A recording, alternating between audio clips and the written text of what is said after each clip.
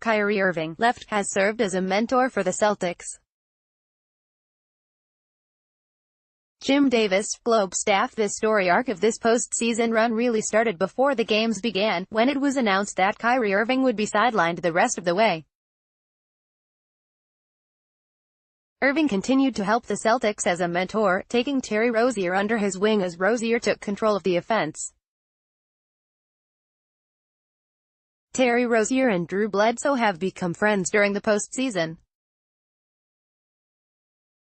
File photo. As Rozier continued to blossom on the court, so too did his fame off it. One thing led to another, and suddenly Drew Bledsoe was at the Celtics game on the Jumbotron. If it sounds random, well, yeah, it was, but it brought a wonderfully weird wrinkle into an already enticing series. What started out as playful beef with Eric Bledsoe turned into so much more, and now Rozier and Drew Bledsoe are apparently tight. Semi Ojeleye, right, keeps the pressure on the Bucks' Giannis Antetokounmpo as he tries to make a move to the basket. Jim Davis, Globe staff. Though the Celtics continued to win at home, they struggled on the road against the Bucks. Brad Stevens had no answer for Giannis Antetokounmpo, so he turned to rookie Semi Ojeleye. Stopping Antetokounmpo in full is a Herculean task, but Ojeleye certainly made his life difficult as the Celtics survived in 7 games. Ben Simmons had a tough series, especially in Game 2 when he scored 1 point. Charles Krupa, AP photo. Next up were the 76ers, a foe that proved less formidable than many expected.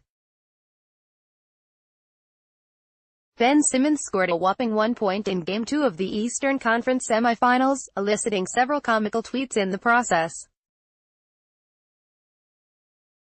One of them superimposed his face on the Wilt Chamberlain 100 points photo with a piece of paper displaying the number 1 without the 00.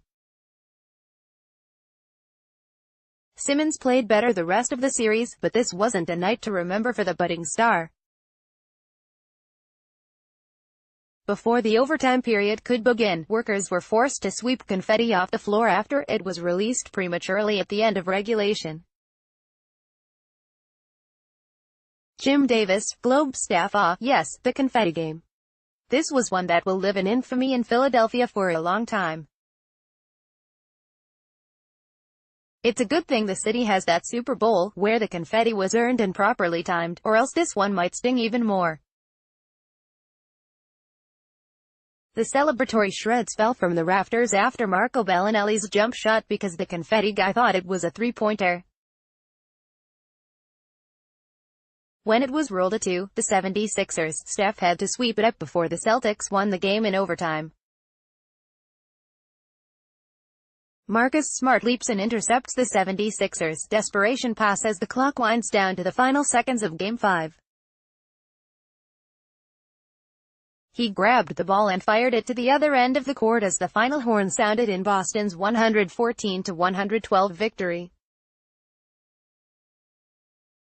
Jim Davis, Globe staff. It won't quite go down in Celtics lore like John Havlicek's steal, but it was still impressive.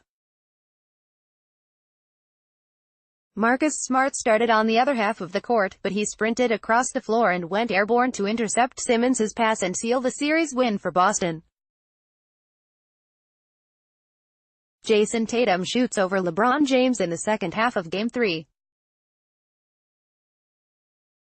Tony DeJack, AP photo. Many expected the Cavaliers to take at least one of 2 in Boston, but the Celtics were able to hold serve on their home court.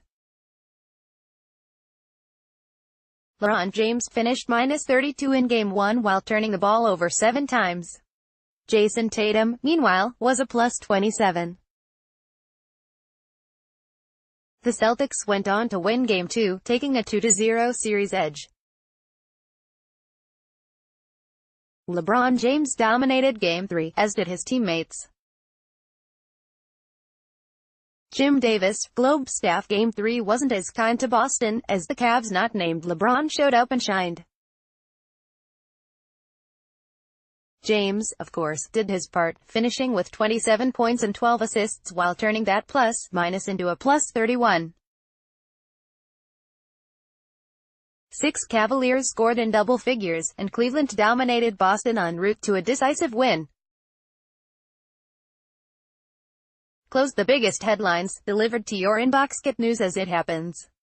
Sign up for Boston.com's email news alerts. Thanks for signing up.